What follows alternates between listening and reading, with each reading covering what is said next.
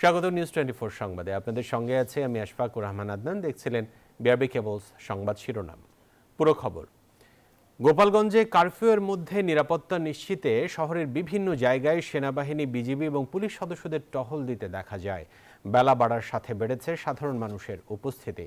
সন্ত্রাসীদের কোনো ছাড় নেই বলে হুঁশিয়ারি দিয়েছেন ঢাকা রেঞ্জের ডিআইজি। নূর আলমের ক্যামেরায় গোপালগঞ্জ থেকে বিস্তারিত জানাচ্ছেন মাজহারুল ইসলাম। সড়কের এক প্রান্তে টহল দিচ্ছে যৌথ বাহিনী, অপর প্রান্তে চলছে বুধবারের ভয়াবহ হামলার চিহ্ন পরিষ্কারের কাজ। বৃহস্পতিবার এটাই ছিল গোপালগঞ্জ শহরের চিত্র। এনসিপির পদযাত্রায় নিষিদ্ধ ছাত্রলীগ ও আওয়ামী লীগের হামলার পর ভয় আর আতঙ্কের শহর গোপালগঞ্জ। জারি আছে কারফিউ। বেলা বাড়ার সঙ্গে সঙ্গে বাড়তে থাকে সাধারণ মানুষের উপস্থিতি। বন্ধ ছিল দোকানপাট। সাধারণ মানুষ বলছেন, প্রয়োজনের তাগিদেই বের হয়েছেন তারা। কাজ না করলে খাবার পেটে যায় না, এই জন্য আমরা জীবনের তাগিদে আর কি বেরোইছি এখানে। না বের হয় তা আমার ফ্যামিলি কিভাবে চলবে? কারণ আমরা গরিব মানুষ। ধরনের ঘটনা না ঘটে কিভাবে দেশটাকে আরো সুন্দর করে দেশটাকে আরো ভালো করা যায়। গোপালগঞ্জ কারাগারে বুধবারের হামলার পর নিরাপত্তা বাড়ানো হয়েছে। অবশ্য নতুন কোনো হামলার শঙ্কা করছেন না অতিরিক্ত কারা মহাপরিদর্শক। আমাদের এখানে বিজিবি আছে, আর সেনাবাহিনী আছে, এখানে পুলিশের দিনকে টহল আছে এখানে। সুতরাং গতকালকের চেয়ে আজকের পরিস্থিতি অনেক বেটার এবং আশা করি আমরা এই জিনিসটাকে কাটিয়ে উঠতে পেরেছি এবং ভবিষ্যতে আমরা আরো সতর্ক থাকবো। কাগজ কলমে কারফিউ থাকলেও অনেকটাই স্বাভাবিক গোপালগঞ্জের পরিস্থিতি। তবে গতকালের হামলার ভয় আর আতঙ্ক এখনো কাটেনি সাধারণ মানুষের মন থেকে। পৌর পার্কের শহরের বিভিন্ন জায়গায় ছড়িয়ে ছিটিয়ে আছে গতকালের হামলার ভয়াবহ চিহ্ন। সাধারণ মানুষের প্রত্যাশা, দ্রুতই ফিরবে গোপালগঞ্জে সাধারণ পরিবেশ। মাজহারুল ইসলাম, নিউজ 24, গোপালগঞ্জ। পরবর্তী নির্দেশ না দেয়া পর্যন্ত অনির্দিষ্টকালের জন্য গোপালগঞ্জে কারফিউ জারি করেছে সরকার। তবে সকাল 11টা থেকে 2টো পর্যন্ত শিথিল থাকবে এই কারফিউ। সন্ধ্যায় এক ব্রিফিংয়ে সাংবাদিকদের এসব কথা জানান ঢাকার বিভাগীয় কমিশনার শরফ উদ্দিন আহমেদ। বলেন, পরিস্থিতি বিবেচনায় এমন সিদ্ধান্ত নিয়েছে সরকার। বলেন, বুধবারের ঘটনায় গোপালগঞ্জের বাইরে থেকেও অনেক লোক আনা হয় যারা এখনও গোপালগঞ্জে অবস্থান করছে। ঢাকা রেঞ্জের ডিআইজি রেজাউল করিম মল্লিক বলেন, হামলার ঘটনায় এখন পর্যন্ত 25 জনের বেশি ব্যক্তিকে গ্রেফতার করা হয়েছে। গ্রেফতার হয়েছে 25 জনের অধিক। তো আমাদের যারা দুষ্কৃতিকারী রয়েছেন, যারা এই গতকালকে এই অনাকাঙ্ক্ষিত ঘটনার সঙ্গে যারা জড়িত ছিলেন, তাদেরকে আমরা অবশ্যই আইনের আওতায় আনবো। এটা অব্যাহত থাকবে। কারফিউ থাকবে 11টা থেকে 2টা পর্যন্ত শিথিল থাকবে, তারপর আবার 2টা থেকে পুনরাদেশ না দেওয়া পর্যন্ত। কালকে আবার রিভিউ করা হবে, পরিস্থিতি বিবেচনা করে কালকে আবার সিদ্ধান্ত দেবে।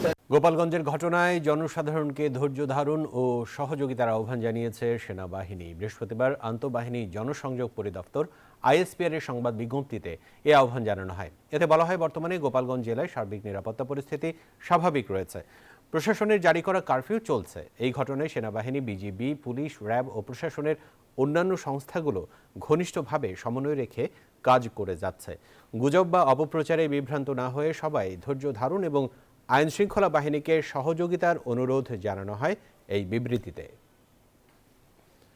ফ্যাসিবাদ বিরোধী ঐক্যে যেন ফাটল সৃষ্টি না হয় সেদিকে খেয়াল রাখতে সব রাজনৈতিক দলের প্রতি আহ্বান জানিয়েছেন বিএনপির স্থায়ী কমিটির সদস্য সালাহউদ্দিন আহমেদ। বৃহস্পতিবার বিকেলে নয়াপল্টনে জাতীয়তাবাদী যুব দলের বিক্ষোভ কর্মসূচিতে অংশ নিয়ে এ আহ্বান জানান তিনি। বলেন, এনসিপি আবেগ তাড়িত হয়ে কর্মসূচি দেয় গোপালগঞ্জে অনাকাঙ্ক্ষিত পরিবেশ তৈরি হয়েছে। বিএনপির ভারপ্রাপ্ত চেয়ারম্যান তারেক রহমানের বিরুদ্ধে মিথ্যাচার ও সরকারের অবহেলায় আইনশৃঙ্খলা পরিস্থিতি অবনতির প্রতিবাদে জাতীয়তাবাদী যুবদলের এই বিক্ষোভ মিছিল নয়াপল্টনে বিএনপির কেন্দ্রীয় কার্যালয়ের সামনে থেকে শুরু হয় এই কর্মসূচি। এতে অংশ নেন বিএনপির স্থায়ী কমিটির সদস্য সালাউদ্দিন আহমেদ সহ যুবদলের নেতাকর্মীরা। বিপুল সংখ্যক নেতাকর্মীর অংশগ্রহণে মিছিলটি কাকরাইল, বিজয়নগর, পল্টন, জাতীয় প্রেস ক্লাব ও মৎস্য ভবন মোড় হয়ে শাহবাগে গিয়ে শেষ হয়। মিছিলের আগে সংক্ষিপ্ত সমাবেশে বক্তব্য রাখেন যুবদল ও বিএনপি নেতারা। বলেন, ঐক্যের বদলে বিভক্তি তৈরি করে ভুল রাজনীতি করছে জামায়াত। বিএনপি যদি মনে করে জামাত রাজাকার, এই দল বাংলাদেশে রাজনীতি করতে পারবে না, তাহলে আপনারা রাজনীতি করতে পারবে না। এ সময় বিএনপির স্থায়ী কমিটির সদস্য সালাউদ্দিন আহমেদ বলেন, যারা ফ্যাসিবাদের আগমন চায় তারা বিভিন্ন ইস্যু তৈরি করে গণ অভ্যুত্থানের শক্তিকে চ্যালেঞ্জ করছে। ফ্যাসিবাদ বিরোধী ঐক্য বিনষ্ট হয় এমন কাজ থেকে বিরত থাকার আহ্বান জানান তিনি। এই ফ্যাসিবাদ বিরোধী যে জাতীয় ঐক্য গড়ে উঠেছে, বাংলাদেশের মানুষ যে জাতীয় ঐক্যকে শক্তিতে পরিণত করেছে, এই জাতীয় ঐক্যের বিরুদ্ধে যেন কোনো পদক্ষেপ না ওঠে, এই জাতীয় ঐক্যের মধ্যে যেন কোনো ফাটল সৃষ্টি না হয়, সেইভাবে আমাদেরকে সকল রাজনৈতিক দলকে গণতান্ত্রিক শক্তিকে ঐক্যবদ্ধভাবে এগিয়ে যেতে হবে। এনসিপি আবেগতাড়িত হয়ে কর্মসূচি দেয় গোপালগঞ্জে অনাকাঙ্ক্ষিত পরিবেশ তৈরি হয়েছে বলেও মন্তব্য করেন সালাউদ্দিন আহমেদ। আগামী নির্বাচন পিছিয়ে যায় এমন পরিবেশ যেন তৈরি না হয় সেদিকে লক্ষ্য রাখতে সরকারের প্রতি আহ্বান জানান তিনি। এইভাবে এনসিপির আমরা এই কর্মসূচির ধরন দেখছি, তাতে করে আমরা একটা মেসেজ পাচ্ছি যে কোনো না কোনো বাহানায় এমন কোন অবস্থা সৃষ্টি করা যাতে করে বলতে পারে যে সরকার কোনো কিছু নিয়ন্ত্রণ করতে পারছে না, এই সরকার নির্বাচন কিভাবে দেবে। আর কিছু কিছু প্রশ্ন তো ইতিমধ্যেই আপনারা তুলেছেন, এই নির্বাচন কমিশন নিরপেক্ষ নয় কেন? শাপলা প্রতীক না দিলে কি নির্বাচন কমিশনের বিরুদ্ধে অঙ্গুলি তোলা যায়? জাতীয় প্রতীকের মার্কা ছাড়া কি বাংলাদেশে আর কোনো মার্কা ছিল না? সে সময় যে কোনো ষড়যন্ত্র মোকাবেলায় নেতাকর্মীদের প্রস্তুত থাকার আহ্বান জানান যুবদল নেতারা। জাতীয়তাবাদী যুবদলের এই বিক্ষোভ কর্মসূচি থেকে বিএনপি নেতারা বললেন, পরিকল্পিতভাবে তারেক রহমানের বিরুদ্ধে অপপ্রচারে নেমেছে জামায়াত, এনসিপি সহ বেশ কয়েকটি সংগঠন। তারা বলছেন, পরিকল্পিতভাবে নির্বাচন পিছিয়ে দেওয়ার যে চক্রান্ত চলছে সেই চক্রান্ত রুখে দেবে যুবদল। সাইফুল ইসলাম, নিউজ 24, ঢাকা। নতুন বাংলাদেশ তৈরির সুযোগ যেন কোনোভাবে নষ্ট না হয় বলেছেন বিএনপি নেতারা। রাজধানীতে আলাদা অনুষ্ঠানে তারা বলেন, নির্বাচন নিয়ে তলে তলে গভীর ষড়যন্ত্র চলছে, যে কোনো পরিবর্তন গণতান্ত্রিক প্রক্রিয়ায় হতে হবে বলেও মন্তব্য করেন তারা।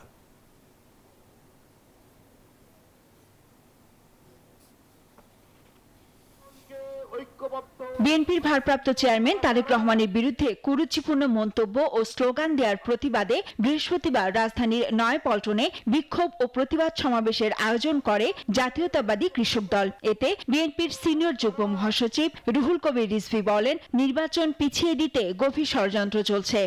আমরাও বলেছি সংস্কার চাই যৌক্তিক সময়ে, নির্বাচন দিন, একটা নির্দিষ্ট সময় বলে দিন, বেশি প্রলম্বিত করবেন না, এটাই আমরা বলেছি।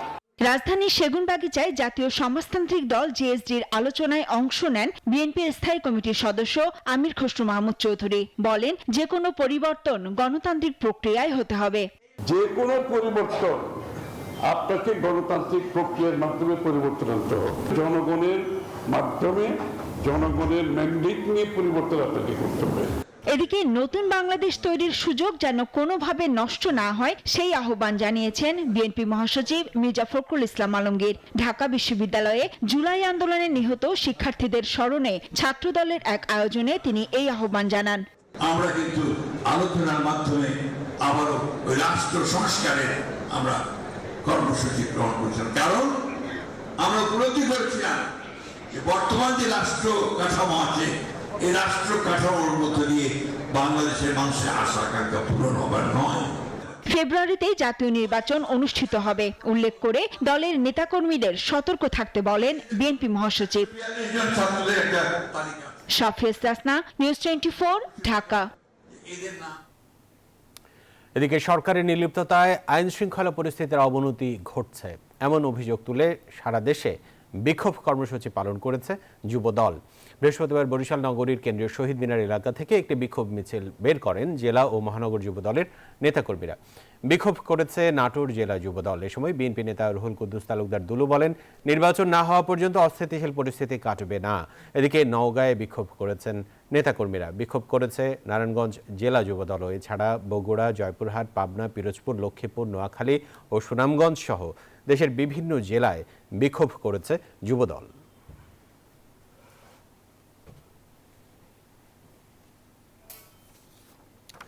অতি দ্রুত মুজিববাদী সন্ত্রাসীদের গ্রেফতার করা না হলে আবারও মার্চ ফর গোপালগঞ্জ কর্মসূচির হুঁশিয়ারি দিয়েছেন এনসিপির আহ্বায়ক নাহিদ ইসলাম। জুলাই পদযাত্রার 17তম দিনে ফরিদপুরের পথসভায় এই হুঁশিয়ারি দেন তিনি। পরে রাজবাড়ীতে পথসভায় যোগ দেন এনসিপির নেতাকর্মীরা। প্রতিনিধিদের তথ্য ও চিত্রে ডেস্ক রিপোর্ট। দেশ গড়তে জুলাই পদযাত্রার 17তম দিনে ফরিদপুর ও রাজবাড়ীতে পদযাত্রার পথসভায় অংশ নেন জাতীয় নাগরিক পার্টি এনসিপির শীর্ষ নেতারা। বৃহস্পতিবার দুপুর 12:30টায় ফরিদপুর সার্কিট হাউস প্রাঙ্গণ থেকে জনতা ব্যাংকের মোড় পর্যন্ত পদযাত্রায় অংশ নেন দলের নেতাকর্মীরা। এ সময় দ্রুত মুজিববাদী সন্ত্রাসীদের গ্রেপ্তার করা না হলে আবারও মার্চ ফর গোপালগঞ্জ কর্মসূচি দেওয়ার হুঁশিয়ারি দেন এনসিপির আহ্বায়ক নাহিদ ইসলাম। বলেন, এবার ফিরে আসার জন্য মার্চ নয়, বরং গোপালগঞ্জ থেকে মুজিববাদীদের চিরতরে উৎখাত করেই জনগণকে মুক্ত করা হবে। পথসভায় বক্তব্য দেন দলটির অন্য নেতারাও। আর না হলে আমরা অবিলম্বে গোপালগঞ্জে এবার মার্চ করব, এবং এবার কিন্তু আমরা ফিরে আসার জন্য মার্চ করব না। গোপালগঞ্জের মাটি ও জনগণকে মুজিববাদ থেকে সম্পূর্ণভাবে চিরতরে মুক্ত করে তারপরে ফিরে আসব।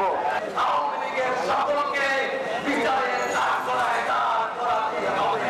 ফরিদপুরে সমাবেশ শেষ করে রাজবাড়ীতে পদযাত্রা ও পথসভায় যোগ দেন দলটির কেন্দ্রীয় নেতারা। এ সময় রাজনৈতিক সমস্যা সমাধানের রাজনীতি করার আহ্বান জানান তারা।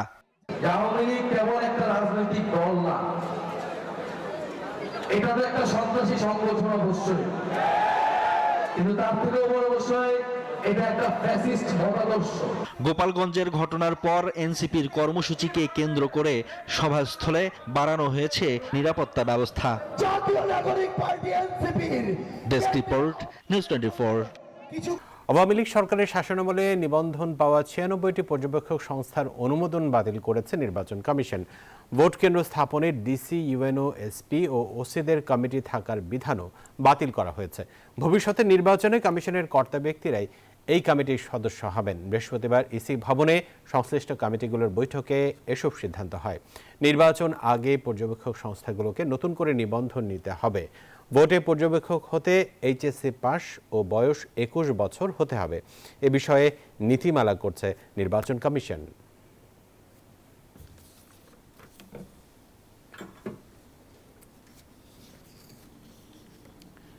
নির্বাচন কমিশনের ওয়েবসাইটে নৌকা প্রতীক কখনো দেখা যাচ্ছে, কখনো যাচ্ছে না।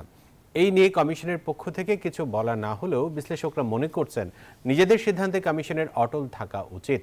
তবে তাদের ধারণা এটি যান্ত্রিক ত্রুটি হতে পারে। সমস্যাটির দ্রুত সমাধান করা প্রয়োজন বলে মত তাদের। অন্তরা বিশ্বাসের প্রতিবেদন। জাতীয় নাগরিক পার্টি এনসিপি 13 জুলাই নির্বাচন কমিশনে আসে। তাদের দাবি, আওয়ামী লীগের নৌকা প্রতীককে সরিয়ে দিতে হবে। 15 জুলাই নৌকা প্রতীক কেন এখনো শিডিউলভুক্ত রয়েছে তা নিয়ে নিজের ফেসবুক পেজে প্রশ্ন তোলেন উপদেষ্টা আসিফ মাহমুদ সজীব ভুঁইয়া। 16 জুলাই নির্বাচন কমিশনের ওয়েবসাইট থেকে সরানো হয় নৌকা প্রতীক। তবে কোনো চাপের কারণে প্রতীকটি সরাননি বলে জানান নির্বাচন কমিশন সচিব। ইলেকশন কমিশনে যদি চাপেই থাকবে তাহলে আমি আপনাদের সাথে কথা বললাম কেন? যদিও বিশ্লেষকদের রয়েছে ভিন্ন মত। ওই প্রতিষ্ঠানের উপরেই সব চাপ থাকবে, সব দলের সব পক্ষের চাপ থাকবে, এটাই স্বাভাবিক। পলিটিক্যাল পার্টি তার আলোকে বা কোনো উপদেষ্টা তার চিন্তা ভাবনা থেকে বলতেই পারে, কিন্তু কমিশনকে সিদ্ধান্ত নিতে হবে তাদের মতন করে। এদিকে ওয়েবসাইট থেকে নৌকা সরানোর পর বেশ কয়েকবার প্রতীকটি দেখা যায়। বিশ্লেষকরা বলছেন প্রতীক সরানোর সিদ্ধান্ত নেয়ার পর আবার দেখা দিলে সেটি বিভ্রান্তির সৃষ্টি করে। যেটা হচ্ছে সেটা কোনো কারণে তাদের সার্ভারের সমস্যা থাকতে পারে। কোনো ক্ষেত্রে সিদ্ধান্ত কারো পক্ষে যাবে, কারো বিপক্ষে যাবে, কেউ পছন্দ করবে, কেউ পছন্দ করবে না। এই সিদ্ধান্ত নির্বাচন কমিশনের। তাদের মতে প্রতীকটি যান্ত্রিক ত্রুটির কারণে বারবার দেখা দিলে সেটিরও দ্রুত সমাধান করা উচিত। কারিগরি ত্রুটি হলে ওনারা দেখবেন সেটা। ইলেকশন কমিশন তো একটা বড় আইসিডি টিম আছে, এক্সপার্ট টিম আছে, সো ওই টিম দিয়ে তো এই কাজটা করে ফেলতে পারে। বাট আসল কথা হচ্ছে যে এখন আর এই প্রতিটা থাকার দরকার নেই। যদি মহামান্য আদালত কোনো কারণে নির্দেশ দেয় না আওয়ামী লীগের কার্যক্রম যে নিষিদ্ধ আছে এটাকে বাতিল করে আবার ফিরিয়ে আনতে হবে, তখন তার প্রতীক দিতে হবে। এদিকে নৌকা প্রতীক সরানোর পর বেশ কয়েকবার নির্বাচন কমিশনের ওয়েবসাইটে ঢোকা যায়নি।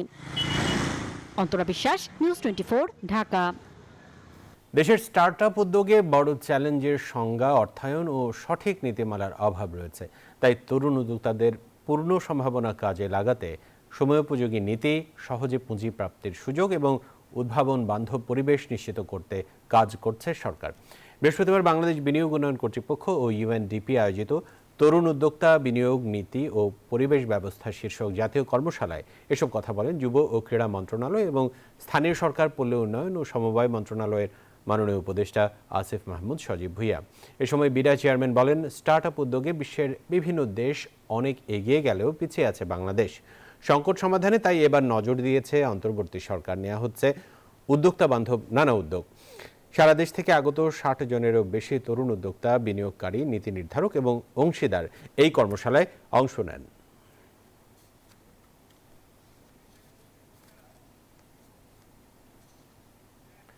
দুর্নীতির অভিযোগে এবার শেখ হাসিনার সাবেক সামরিক উপদেষ্টা তারেক আহমেদ সিদ্দিক ও তার পরিবারের সদস্যদের বিরুদ্ধে মামলা করেছে দুর্নীতি দমন কমিশন।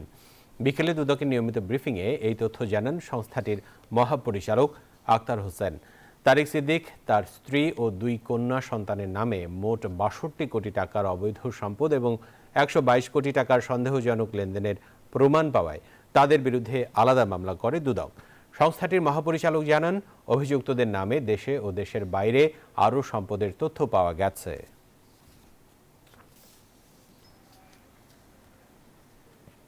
আর এই ছিল নিউজ 24 সংবাদে। এতক্ষণ আমাদের সাথে থাকার জন্য ধন্যবাদ সকলকে।